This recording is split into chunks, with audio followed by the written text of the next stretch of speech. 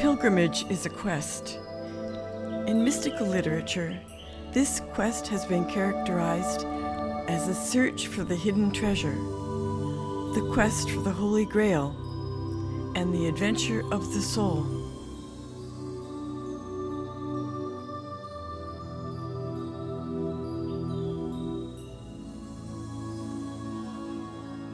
The mystic's journey is the story of the ascending soul, or the developing spiritual consciousness.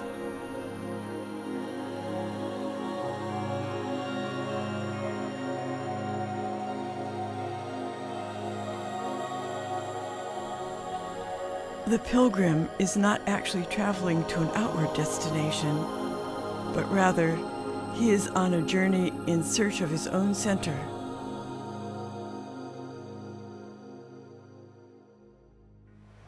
Pilgrimage is really important in the Hindu religious life.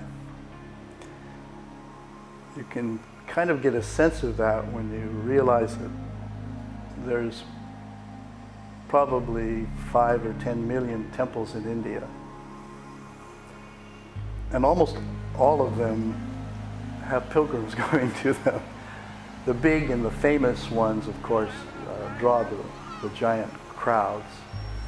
And to show the scale of those crowds, every 3 years there's a big pilgrimage festival in India at a different river, convergence of different rivers. It's been going on for thousands of years. And people from all over the country will go to be at the ceremonies at this Kumbh Mela, it's called, it's the name of it. The last few years, there have been like 30 or 50 million people go to this one place on a riverbed where there's no buildings that are permanent, there's no structures, no hotels. They build an entire tent city and put up temporary little temple shrines, and all the holy gurus and swamis and yogis go there. And all the family people come to be blessed by them and to talk with them and to meet them and to also do all of the sadhanas, do these practices on this pilgrimage. And the whole family will go and have these marvelous experiences, and difficult experiences, because a pilgrimage in India is supposed to have an element of austerity to it. They'll walk barefoot 100 miles and sleep under trees. They'll camp without food even. They'll fast for days and days. Sometimes to get ready for a pilgrimage, a family will fast for like 10 days and just have water to purify their body, to also show their willpower and to show themselves that they really want to do this. They really want something to come out of this. This means something to them, and they're willing to make sacrifices to have that happen. And people are born there, people die there, people get lost there, people get found there. And so many things happen at that kind of Kumbh Mela. But most pilgrimages are to temples, to holy temples. And pilgrims will go and they'll stay in a little guest house. And they'll go each day to that temple. And they'll take their prayers and their hopes to the temple, to God. Whatever it is that's in their heart, they'll take to the temple and try to get the blessings from the God back. So they take their love to God, and then they have the expectation that God's love will be returned in some seeable form. God, not just love, generic love, but love that changes your life, love that helps your karmas, love that heals grandma. Something like that. But that pilgrimage is a part of this sadhana, the effort. But it's more family oriented in India. You know, husband and wife will go on a pilgrimage together, and it's a bringing together of their shared highest goals in life. There's a very strong pilgrimage tradition in Buddhism, and when I was young, I used to think, like in my 20s, I thought, well, pilgrimage, anybody could do that. You just get on an airplane or a car or a bus or a train, and you just go there and you go to some place. And I thought, how could that really do anything, you know?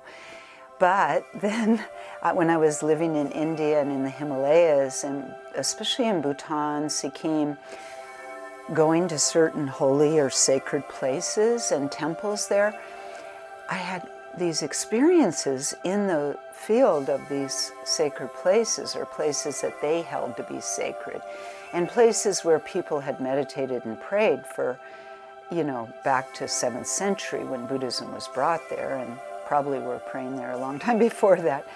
And after I came back home to the States, and then I reflected on my experience, I realized, wow, that was a completely different, energetic, felt experience than I've ever had anywhere in my life.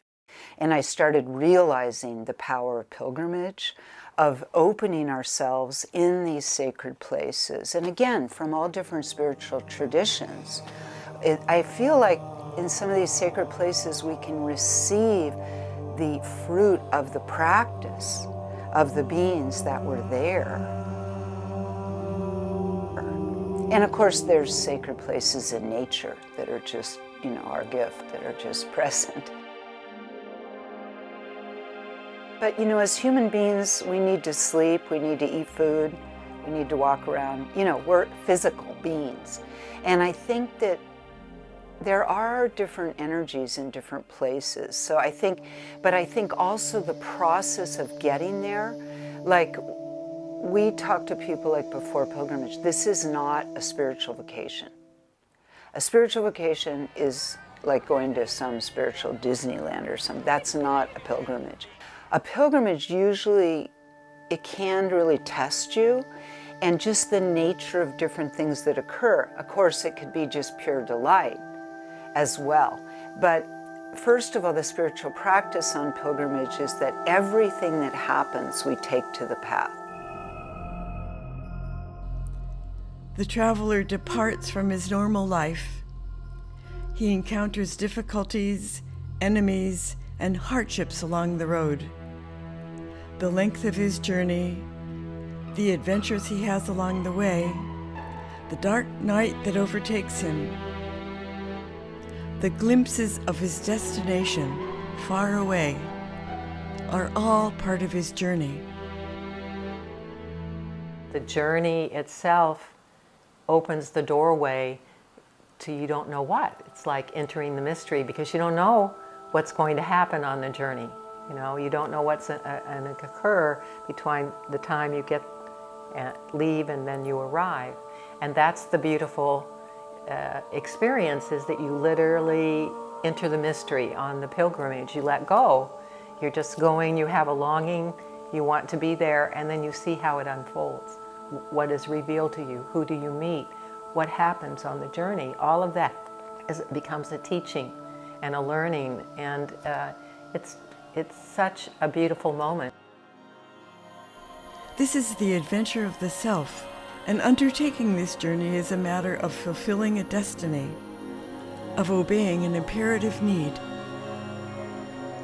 The pilgrim is the chosen knight who has been called to the quest of the Grail. He undertakes this journey because he wants to, and because he must go if he is to find rest and peace.